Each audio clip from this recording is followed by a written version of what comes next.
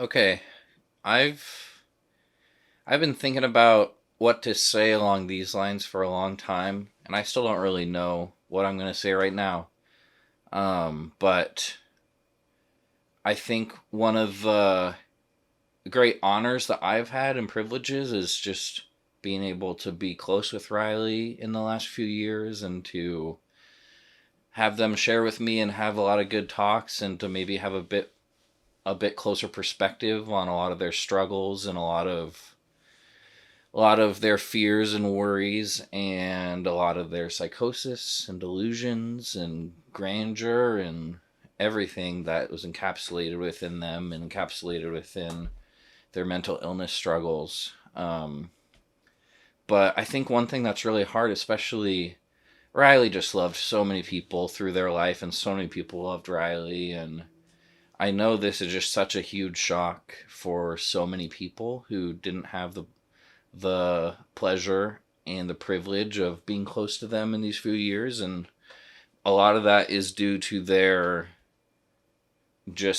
state is they didn't really have much capacity and executive function and ability and capacity. I already said capacity, but to maintain relationships and yeah, very disorganized thinking, which makes it hard to make plans and to connect with people. But I want to share one of the scariest moments that I had with them, and it's a time where they were really struggling. And if you don't want to hear this, then you don't need to. Like, it's sad enough as it is, but I do think there are a lot of people who probably just don't have the answers, and it feels so surprising based off the Riley they know, and it even does for all of us too. But at the same time, it wasn't like the most shocking thing in the world when I got the call, and that's like, oh, that's so sad. But Riley had been struggling for quite a while. So anyway, this was this summer. I think it was June, and I think Riley had just had kind of a blow up in a relationship, and it definitely was like a lot of their symptomology. It seemed like they kind of eloped, which is when you just need to get away, and there was kind of conflict there, and it was something that Riley didn't really talk about that much, and kind of their explanation that they gave didn't seem like it was 100% the truth. But I think they just didn't want to talk about it, or maybe weren't even able to know, because if they were not in their mind in the same way, then maybe they even like couldn't access those memories when they got to a place like that. But anyway, that had happened a few days prior. I had one of my slobcore picnics on the Saturday, and I knew they were struggling, but I texted them and I wanted them to come. And I think the parents were gone on the weekend, but they either missed the bus or they weren't able to make it, which is okay. And so I remember I texted them, checked in, and I really wanted to see them that weekend because I knew how much they were probably struggling. And so I texted them, and I was going to a comedy show on Sunday. It was Raw Dog, Jamie Loftus's hot dog book had just come out, and so this was a show about that. And I didn't really know what to expect from Riley. Like, I knew they were struggling, but I pull up to the house and get up to their room, and they were just totally asleep. Like, we had texted earlier in the day, but they had completely forgotten it, which was fine. But I check in, hey, do you still want to go? And they were kind of disorganized, and they bolted up. And I was pretty sure they hadn't left the room for a couple days. Like, maybe they hadn't eaten. I don't know how much they had slept. Probably not that much. Don't know if they had used drugs. I don't think they were high when I picked them up because they'd just been asleep. But they were definitely out of it. But I was like, "Are you sure you still want to go? We don't need to go. We could just hang out." But they wanted to go, and take them in the car. I don't know if the conversation immediately went to this, but a lot of times I was one of the people that they would share kind of their thoughts and views on the world and different things they'd been thinking about, and they would get very in their head. I mean, so do I. to be honest. But I do feel good that I was able to be someone to just listen to them, because that's what they so needed. They had all this going on that they just needed out, and I think that's a lot better than holding it in. Um, but I could just, they were not doing okay, and I definitely wanted to make sure they ate something because I didn't know if they'd fed themselves. So we go to Popeyes, and that was when they started getting a little more, I guess, I don't know. Yeah, it was psychosis. It was definitely, they were experiencing some psychosis, and they had these racing thoughts and these racing ideas, and they just needed to get them out. Um, but usually at a level, like, they would just have a conversation, and it's clear that they kind of think differently than I do, but it, talking to them when they were talking about their stuff, it wasn't that hard, and it was just pretty normal at this point.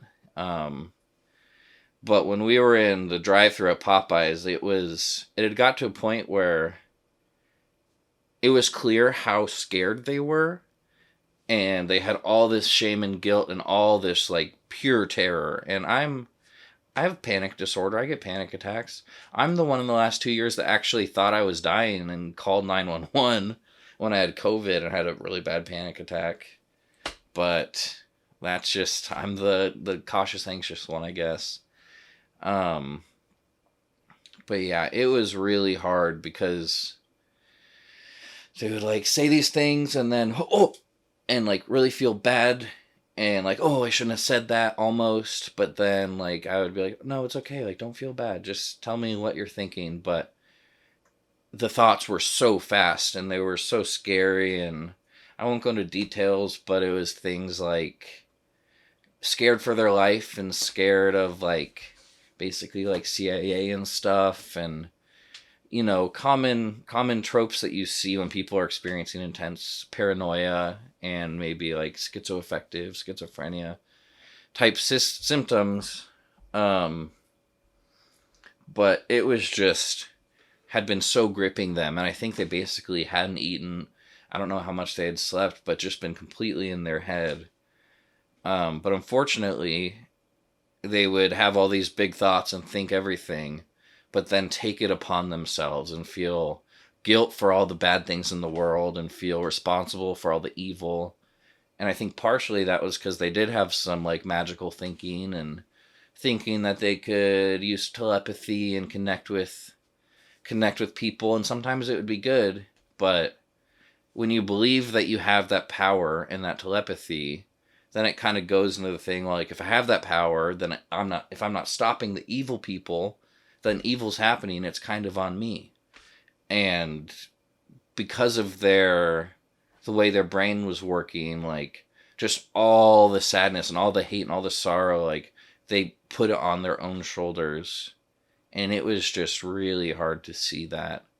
And especially in this moment, like, it was so gripping them, and so, I think a lot of times, even if you'd seen them in the last couple of years, they wouldn't always go to that. But it's either because they were just in such a bad place right then, or the fact that they trusted me and they knew I would listen to them and not judge them, that it was just like a torrent. And I could just see how much it was like hurting them and just consuming their thoughts. And I just think about the ways that, like, for all the times where it came out, there were so many times where they were dealing with that inside while also trying to go about living a life and trying to care for yourselves. And it's one of the reasons that there is a sense of relief that they're not suffering anymore, because I saw how bad the suffering could get. But we were in the drive-thru and got some Popeyes, and I was glad to just have them eat some nuggets, and I made sure they ate some and made sure they drank some of their drink. But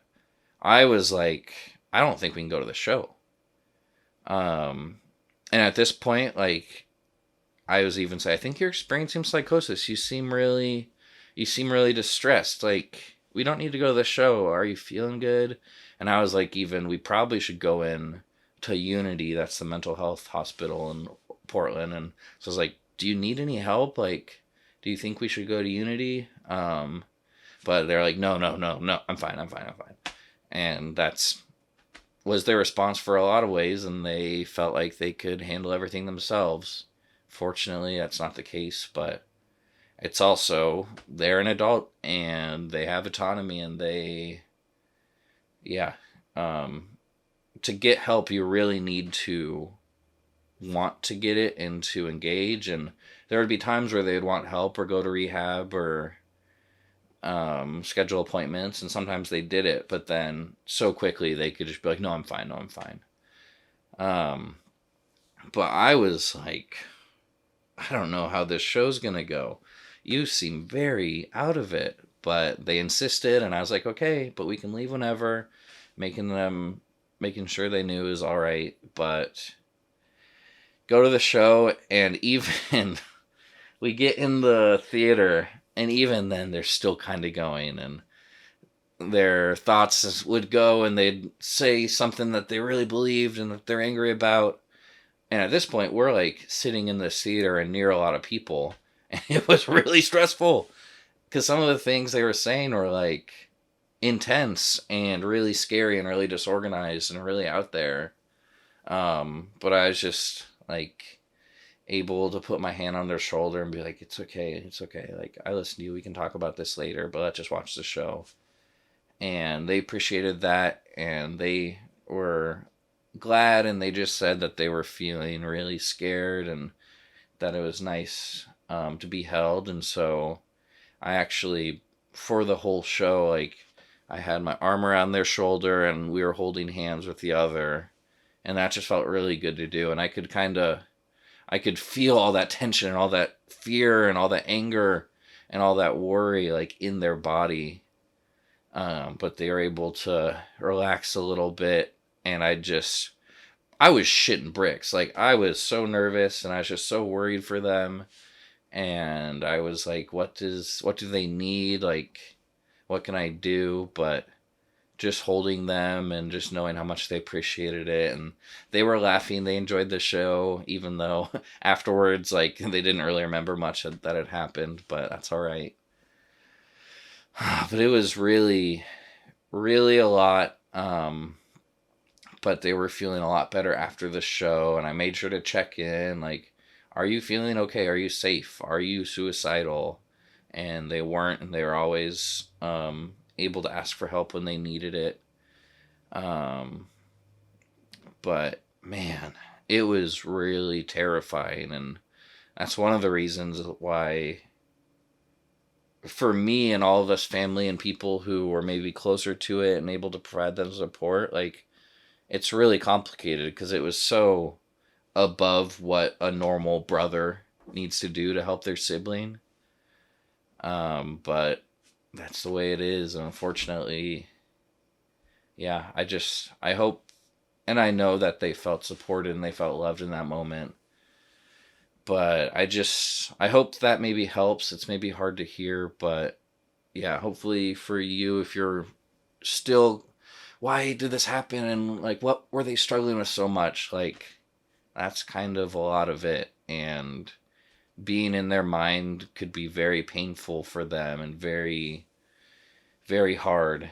And it's really upsetting the way that their mind, like, betrayed them in that way. And even their neurodiversity is still part of them, but it was also harmful. And I don't want it to be like, oh, they had this completely foreign illness and disease that came, and it's completely separate from Riley, because it's all them. And there are people who deal with the same issues that are able to get treatment and able to get help. And a lot of times other countries have better mental health systems and addiction treatment systems. And it's so sad, gang. But yeah, I don't know. I just want to honor Riley, and sharing some of their hardest moments I hope this isn't like just sensational. And yeah, just even people with serious mental health issues, like, as scary as maybe that sounds, it wasn't hard for me. Like, it was hard for them, and seeing them in such pain and trying my best to help, but it's also like, what can you do?